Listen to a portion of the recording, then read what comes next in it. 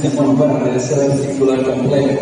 Pero como que Dios nos habla a través de toda la Escritura, hoy te quiero hablar de uno de esos versículos que crean un poquito de polémica. Génesis, capítulo 38, versículos 9 y 10. Dice, y sabiendo Onán que la descendencia no había de ser suya, sucedía que cuando se llegaba a su mujer, a la mujer de su hermano, perdía en tierra por no dar descendencia a su hermana. Y desagradó en ojos de Jehová lo que hacía, y a él también le quitó la vida. Déjame explicarte un poquito esto, para que tú entiendas. En Israel había una tradición, y era que si el hermano moría sin tener hijos, el hermano que le seguía tenía que estar con esa mujer y procrear con ella para que la descendencia no se cortara. Hasta ahí va entendiendo, ¿verdad? Bueno, lo que sucedió fue que el hijo mayor de Judá fallece y no deja descendencia. Viene este otro hijo y ¿qué era lo que hacía? Tenía relaciones con la mujer, pero en vez de procrear, dice que vertía fuera. Usted entiende lo que le estoy diciendo. Procedía con malicia, no actuaba como a Dios le agradaba. ¿Y qué fue lo que sucedió? Que Dios le quitó la vida. Y muchas veces nosotros actuamos también de esa manera. Queremos recibir los beneficios, pero no hacemos el sacrificio. Porque él se beneficiaba, pero no cumplía con su deber. Y hay un deber que usted y yo como cristianos tenemos. Hay cosas que Dios demanda de nosotros que nosotros tenemos que hacer. No podemos hacer las cosas para recibir beneficios, pero sin dar lo que tenemos que dar a nosotros. Es como cuando yo trabajaba en el policlínico, recuerdo que había uno que tenía una frase célebre que él decía: yo hago como que trabajo y ellos hacen como que me pagan. O sea, fingimos que estamos trabajando, pero realmente lo que estamos es vagueando. Más o menos algo parecido siempre. Dice que actuaba con malicia. Y usted dirá, bueno, pero eso debe pasar en el mundo, dentro de la casa de Dios, estas cosas no pasan. Pues déjame decirte que lamentablemente dentro de la casa de Dios también hay personas que actúan con malicia. Muchas veces nosotros actuamos con malicia, porque hacemos las cosas esperando recibir algo a cambio. Hacemos las cosas por un interés. Y yo me acerco a Nieve, pero me acerco a Nieve porque es la líder de los misioneros y yo quiero que ella me ponga en una buena misión. O vengo a trabajar a la iglesia, pero lo hago para que el pastor me vea. Pero cuando no está el pastor, entonces ni me aparezco por la iglesia. ¿Cómo se llama eso? Actuar con malicia. Lo mismo que estaba haciendo antes. Y nosotros los cristianos muchas veces actuamos así. Hacemos las cosas pero con una doble intención. Y mi pregunta para ti es, ¿acaso Dios no ve los corazones? ¿Acaso Dios no sabe que tú estás actuando con malicia? Porque este hombre tenía las relaciones con la mujer donde nadie lo veía, donde nadie se enteraba. Quizás ni la mujer misma sabía lo que él estaba haciendo. Pero había un Dios en el cielo que estaba mirando y sabía la actitud que él estaba teniendo. Así que tú tienes que cuidarte mucho de actuar con malicia delante de Dios. Tienes que revisar tu corazón y decir, ¿cómo estoy actuando? ¿Qué es lo que yo estoy haciendo? ¿Con qué intención lo estoy haciendo?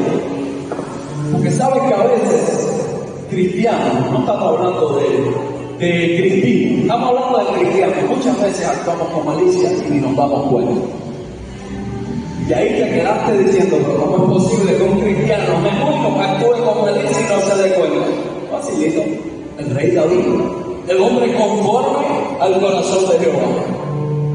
Va, se acuerda con una mujer casada, después va, manda a matar al marido.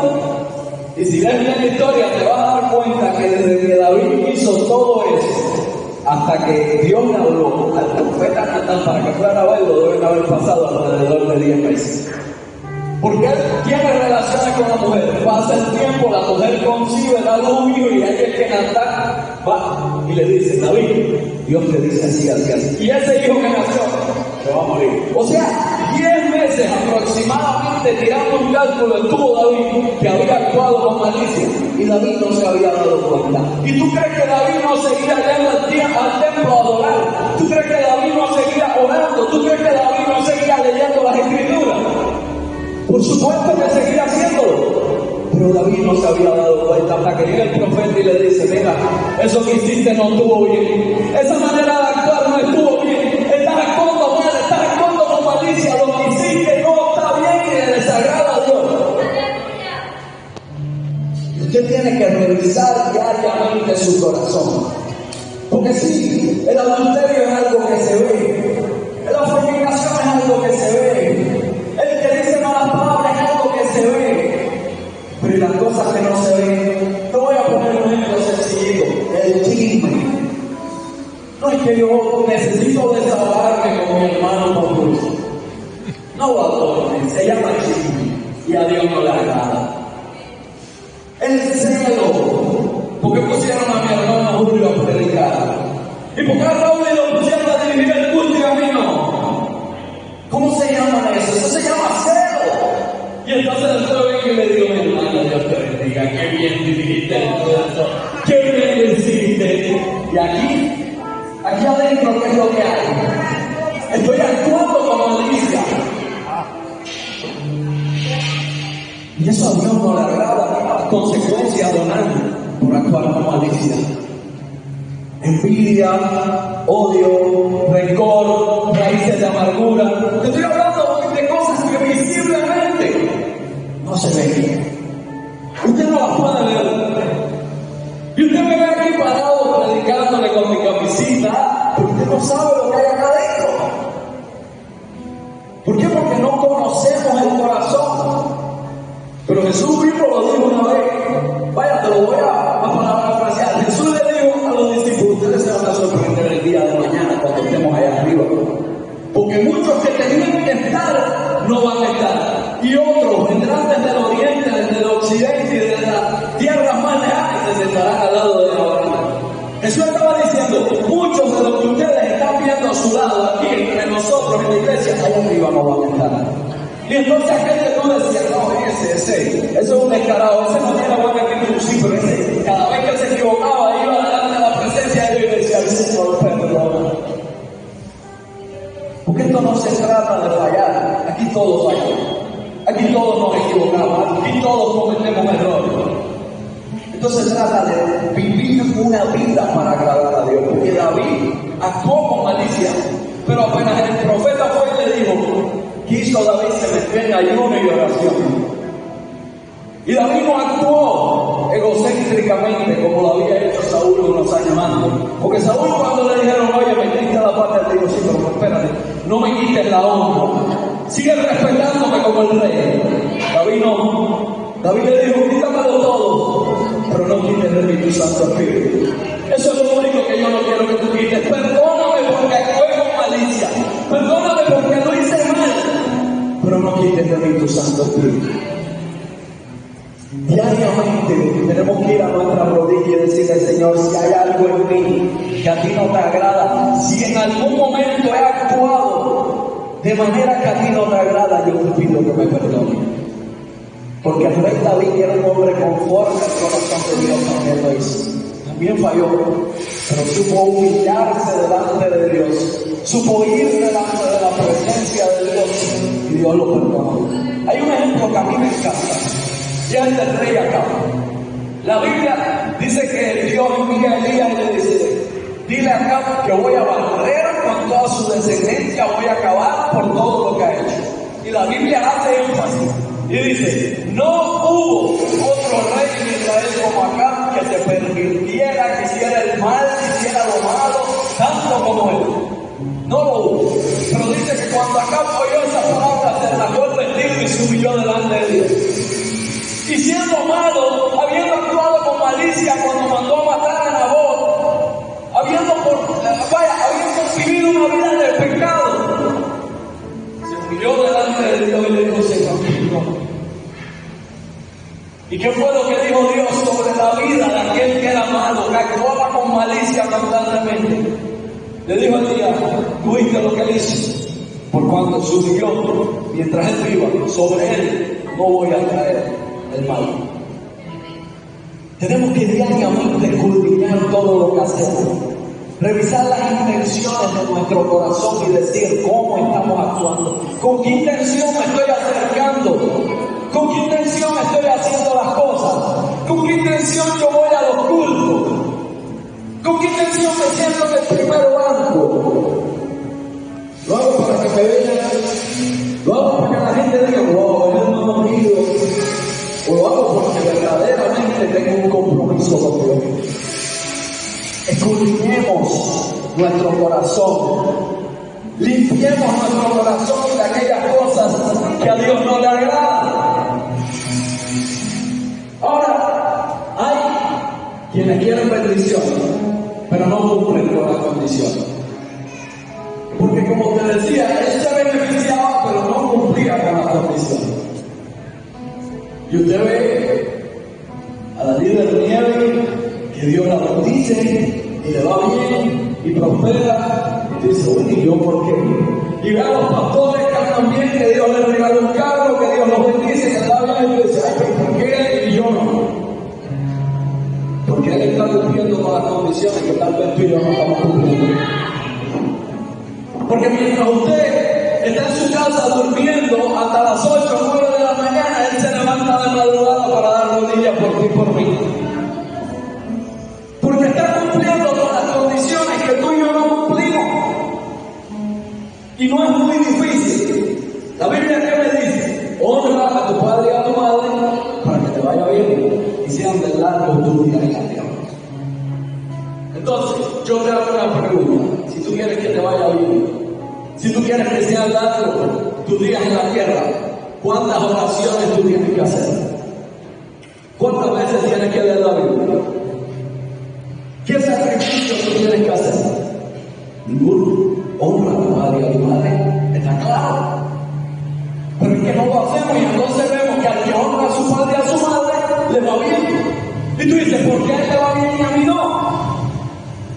Porque no estás cumpliendo con lo que tienes que cumplir. No estás cumpliendo con lo que tienes que cumplir. Hay personas que se levantan de madrugada para buscar de Dios.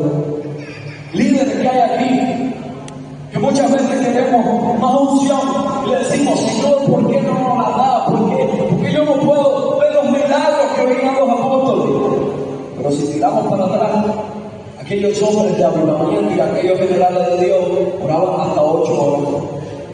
Y me voy a poner de ejemplo yo. Muchas veces voy a mi rodilla y no puedo estar ni 20 minutos. Entonces, ¿cómo voy a querer la misma unción que tenía Catherine Kuhlman, que tenía el otro? No estoy cumpliendo con las condiciones.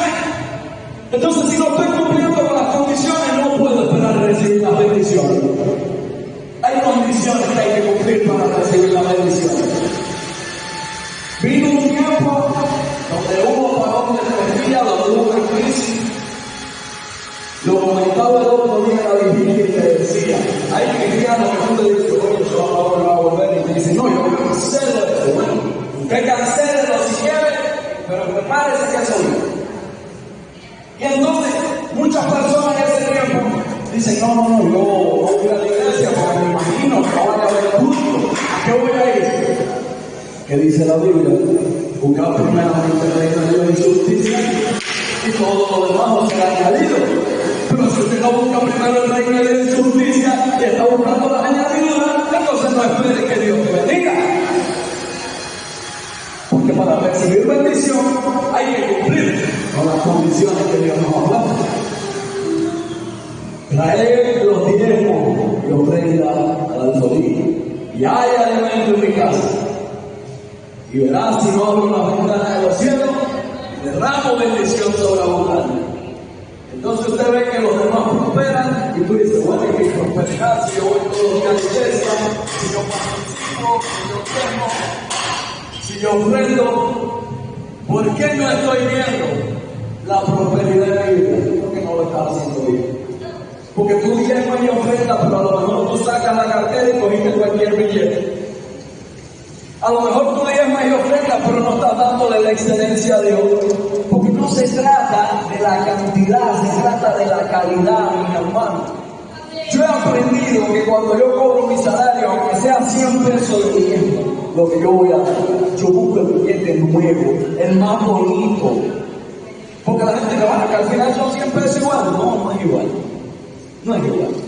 Porque cuando usted va a comprar algo y usted tiene 2 billetes de 100, usted va a comprarse, no sé, una pizza que vale 100 pesos. Y usted tiene 2 billetes, y tienes uno viejito y feo y tienes uno nuevo. ¿Con cuánto paga? Usted paga con el viejo, dice, déjame salir de este. Entonces no es lo mismo, mi hermano. Si usted va a ofrendar para Dios, es lo mejor. Busque el mejor billete, busque el que no tenga nada. Cumple con las condiciones para que a tu vida lleguen las bendiciones. Cumple con las condiciones para que a tu vida lleguen las bendiciones. Si vas a hacerlo, hazlo bien. Si vas a hacerlo, hazlo de una manera que a Dios le agrade. Porque entonces después ves a los otros como avanzan, como prosperan, y te sientes mal y tú dices, pero si yo lo estoy haciendo bien. ¿Por qué fue que Caín se molestó? Porque Caín dijo, pero si yo también traje una ofrenda. Yo también traje una ofrenda. ¿Qué fue lo que pasó? ¿Por qué se agradó de Abel y de la mía no si yo también ofrendé? El problema es que yo me imagino, esto la Biblia no me lo dice, pero yo me imagino que Abel fue pasando por el rebaño, miró y dijo, esta que es la más gorda, la más bonita, la que no tiene defecto, esta es la que yo le voy a ofrecer a Dios. Pero sin embargo, Caín vino, vio toda su fruta del huerto y empezó a mirar para la canasta, esta, y se molestó en revisar si la fruta tenía mancha, no se molestó en revisar si la fruta estaba podrida, no se molestó en revisar si la fruta tenía gusano. Entonces no le dio la excelencia a Dios. Si no le dio la excelencia a Dios, no cumplió con la condición para recibir la bendición. ¿Quieres recibir bendición? Empieza a cumplir con las condiciones.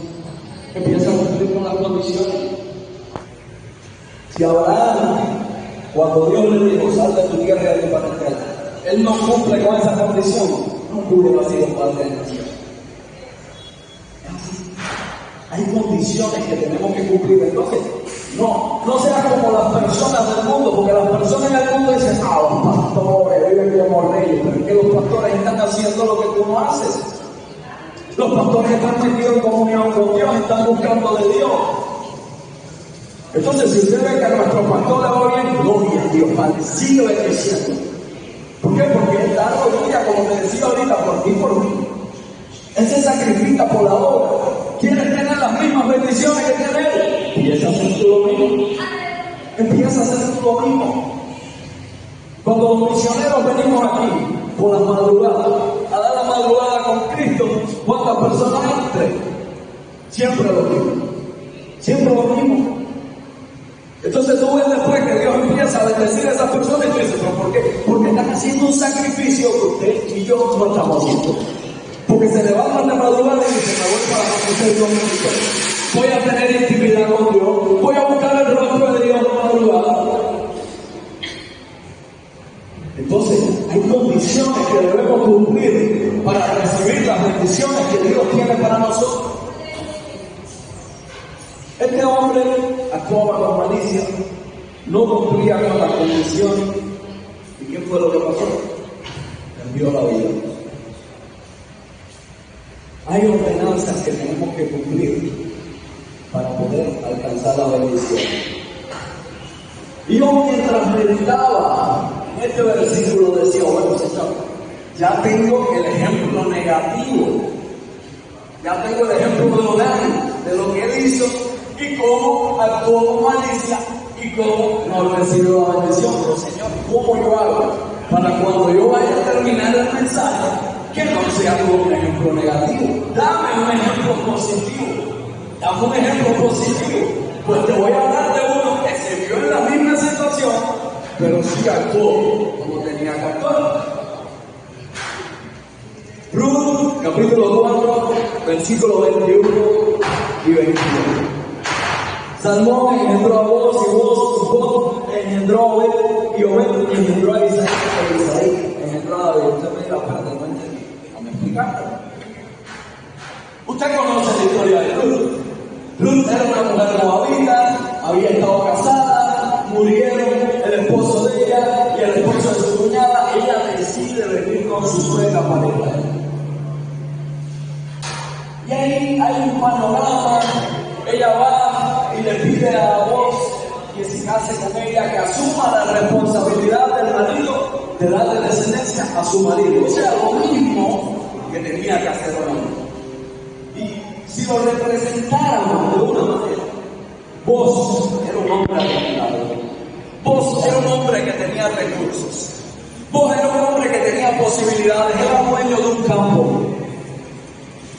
En su mente, él podía haber pensado, me voy a casar yo con una mujer divorciada para darle hijos que no van a ser míos. No, si en mi condición yo puedo buscar una mujer mejor, yo puedo aspirar a algo mejor. Yo no tengo que aspirar a la divorciada, yo no tengo que aspirar a darle hijos a otro, yo puedo tener los míos propios. Yo puedo buscar una joven aquí en Israel que no haya conocido varón. Él podía haber actuado así. Pero sin embargo, ¿qué fue lo que hizo Boaz? Dijo, mira, hiciste bien, yo voy a cumplir con el deber. Yo voy a cumplir con la ordenanza de Dios. Y ahí es que caemos en este versículo. Él cumplió con la condición y recibió bendición, no solo para él, sino para su descendencia. Porque como te leí ahí, te lo voy a repetir, por si no lo he escrito. Boaz engendró a Obed, ese fue el hijo de Boaz y de Ruth. Obed engendró a Isaí, e Isaí engendró a David. ¿Y quién fue David? El rey de David. Entonces la obediencia de Boaz, el cumplir con la ordenanza de Dios, el comportarse íntegramente, el no haber actuado con malicia, hizo que recibiera bendición él y su descendencia. Porque de Boaz salió David y de David salió el Mesías. Puedes dárselo fuerte.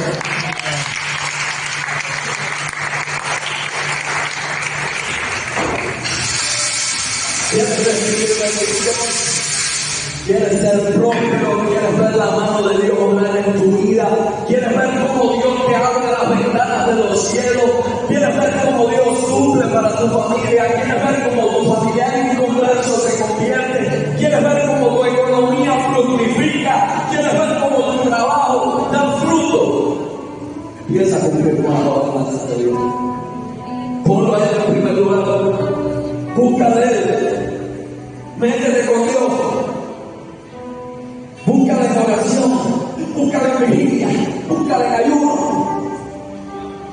Te aseguro que vas a ver la mano de Dios obrar en tu vida como nunca.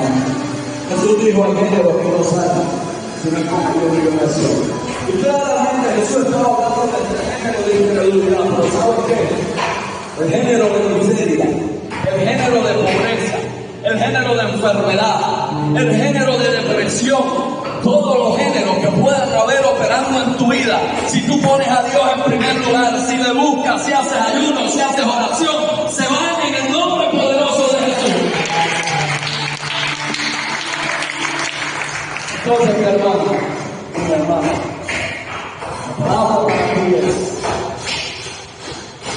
Pon a Dios en primer lugar. Cumple con sus ordenanzas. Cumple con lo que Él te ha mandado. Y vas a ver los cielos abiertos sobre tu vida.